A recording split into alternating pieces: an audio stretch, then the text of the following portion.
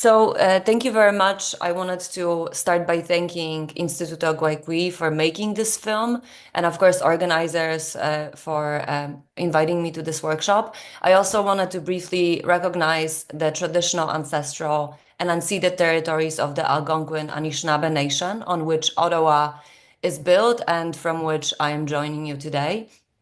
So I know the community of Antônio Pereira because this is one of the case studies in a research project that I coordinate.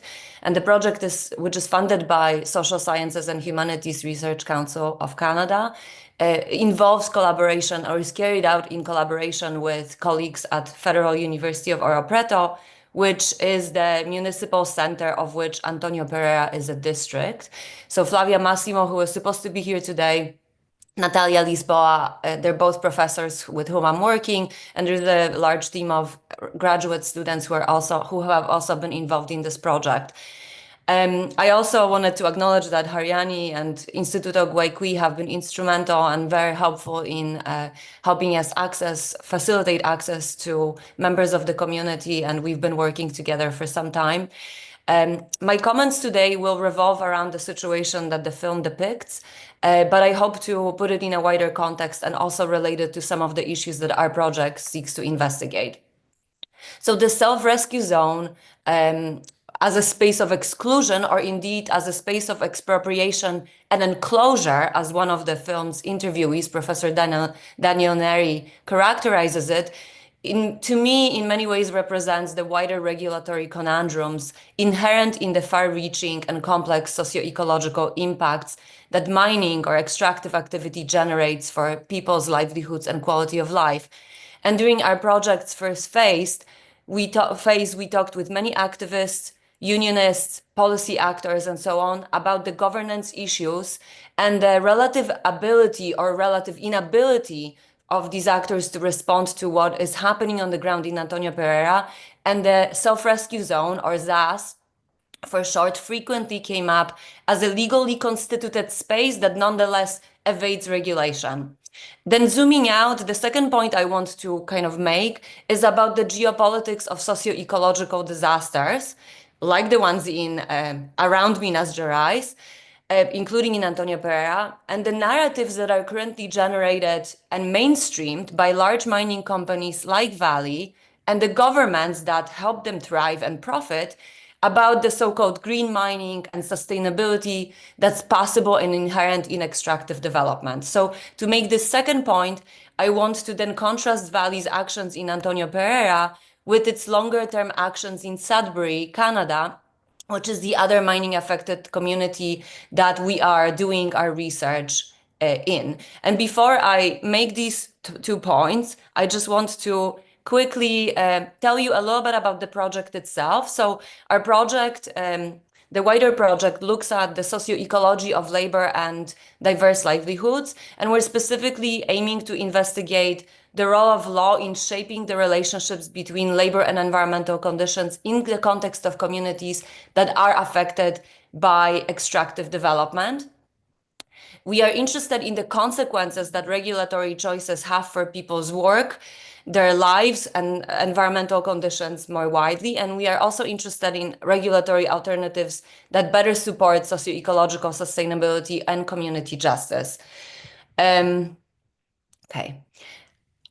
So in some ways, then, our research project connects very much with the key tenets of the Democratizing Work project, namely the importance of ensuring that different forms of work and livelihoods are recognized, valued, and supported, including those that foster economic diversity, including non-capitalist ways of organizing productive and social reproductive activities and relating to other humans through the process of work and to the wider environment.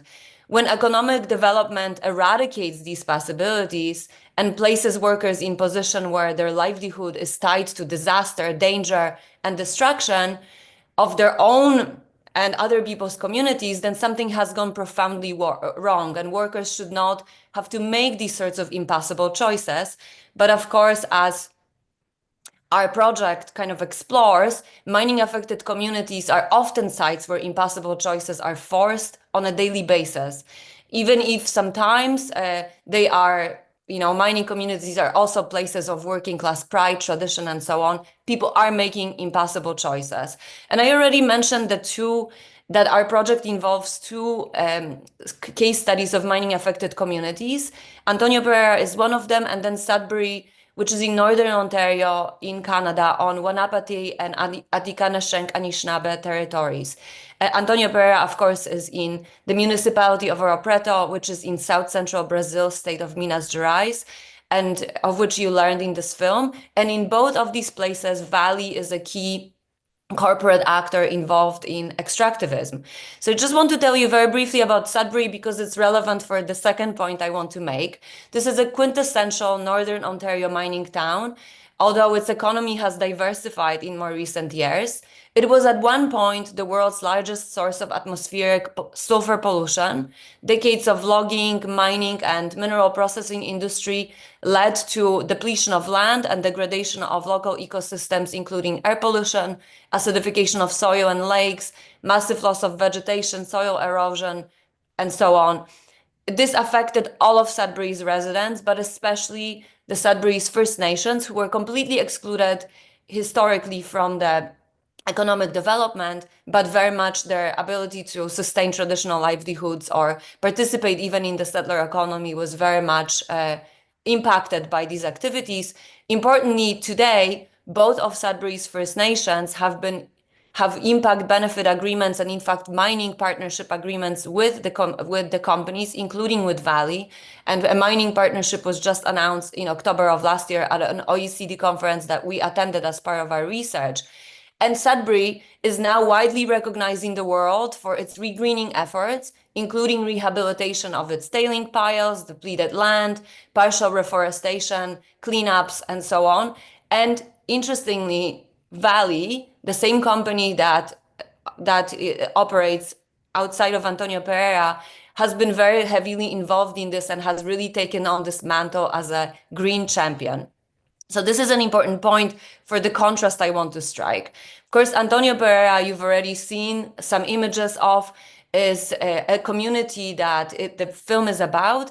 This is a community in which there is a Vale-operated dam, which is being currently decommissioned and recharacterized into the landscape.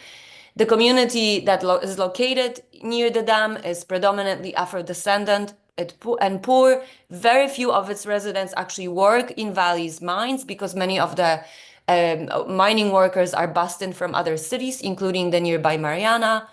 Some of Antônio Pereira's residents work in the work of decommissioning, but generally speaking, the community gets very low economic benefit from the mining operations around.